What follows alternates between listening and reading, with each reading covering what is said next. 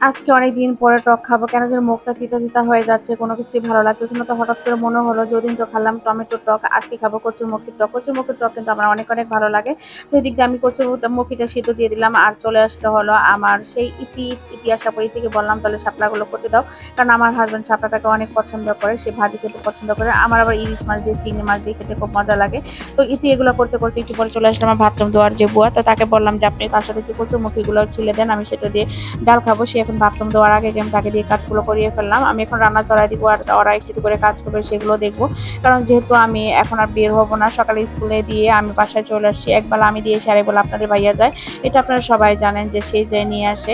তো আজকে আজকে আমার ছেলেরা স্কুলে যায় নাই, আজকে ওদের শরীরটা ভালো না, কারণ গতকালকে অনেক বেচা কেনার পরে বাসায় ভালো লাগে নাই, গরম ছিল অনেক, তাই বলতেছে আম্মু আজকে স্কুলে যাবো না। তার জন্য স্কুলে এনে বড় ছেলেটার কানে প্রচন্ড পরিমাণ ব্যথা, জানি না কিসের ব্যথা।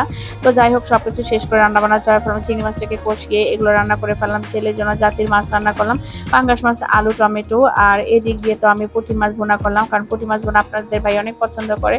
আর আমি দেখেন কেমন দেখা যায়, রাতে না ঘুমাইতে ঘুমাইতে ফেসের অবস্থা একদম পুরাটাই 12টা বেজে গেছে। দেখবেন রাতে ঘুম হলো সবচেয়ে বড় ঘুম। আপনি যা ইচ্ছা তাই করেন, সারাদিন আপনি অনেক কাজ করেন, কিন্তু রাতের ঘুমটা কিন্তু আপনার ভালো করতে হবে। তো এদিক দিয়ে কিন্তু আমি রান্না বান্না কমপ্লিট করে ফেললাম, আমার পাঙ্গাস মাছও হয়ে গেছে, আমার পুঁটি মাছ ভুনা হয়ে গেছে, সমস্ত তরকারি মোটামুটি প্রায় শেষ। আর আমার টক তরকারি হয়ে গেল, আমি পুরাই পেট ভরে মনে হচ্ছে যে কটা ভাত খেতে পারবো। আপনাদের ভাইয়ের জন্য শাপলা ভাজিও করেছি, এক একজনের জন্য এক এক রকম রান্না বান্না করতে হয়। ভাতটা সব রান্না করে আমি চুলাটাকে ক্লিন করে ফেললাম। এখন আমার নবাব দেখতেছি এখন মোবাইল।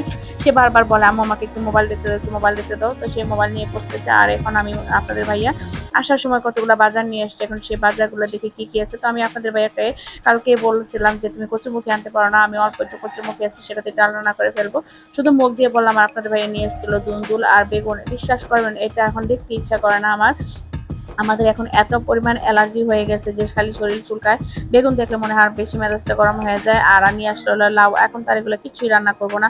আপনাদের ভাই সকাল সকাল বাজার সকাল সকাল রান্না হয়তো এগুলো টাটকা রান্না করা যেত, এগুলো সব বাসি করে কালকে খেতে হবে আর কি। তো কচুরমুখী অনেকগুলো নিয়ে আসছে, কারণ আমি কচুরমুখী খেতে অনেক অনেক পছন্দ করি, তাই এতগুলো কচুরমুখী নিয়ে আসছে।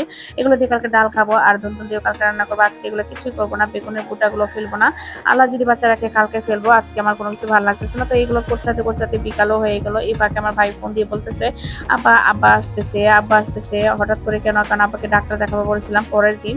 তো আব্বা আজকে কেন আসতেছে, তো বলতেছে মা তাল রান্না করছে, এখন তাল শুকাতে শুকাতে এটাকে অর্ধেক করে ফেলছে, তার জন্য এখন সে তাল নিয়ে আসছে আব্বা। আর আব্বা রাগ হয়ে গেছে যে এতগুলো তাল, সেই তালগুলোকে তোমার মা চুলায় বসায় বসায় একদম শুকায় ফেলছে। বলছে তাকে রাগারাগি করেন না, কারণ মার বয়স কিন্তু অন্যরকম, মার বয়স হয়ে গেছে, কিছু করেন না। আমার বাবা মার জন্য সবাই দোয়া করবেন। তো যাই হোক, আমার ছেলের একটু দাওয়াত হয়েছে, সেটাও আব্বা দেখলো। দেখে এখন আব্বাকে নিয়ে আসলাম একটু ডাক্তার কাছে, কারণ আব্বা দাঁতের ডাক্তার কাছে আসতে হবে, দাঁত পুরাই 12টা বেজে গেছে। তাই ভাবলাম দাঁতের ডাক্তার কাছে বাবাকে নিয়ে যাই। এখন আব্বা দাঁতের ডাক্তার কাছে যেতে যেতে ওই যে আমার বাবা চলে যাচ্ছে রাস্তা পার হয়ে।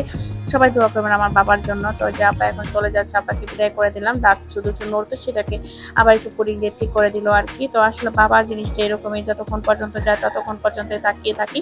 তো আব্বা যেতে যেতে দেখেন আমার ক্যামেরাটাও মনে হয় এখন ঝাপসালা দেখা যায়, এখন আর দেখতে পাই না।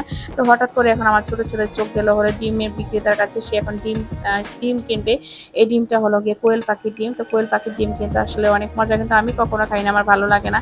কিন্তু আমার ছোট ছেলে কোয়েল পাখির ডিম কিনবে, আর এখান থেকে আব্বা আমাকে একটা শশা কিনে দিয়ে গেছে, কারণ আমি বড় শশা খেতে অনেক পছন্দ করি, ডাল দিয়ে আর তরকারি দিয়ে, নারকেল চিনি দিয়ে অনেক মজা।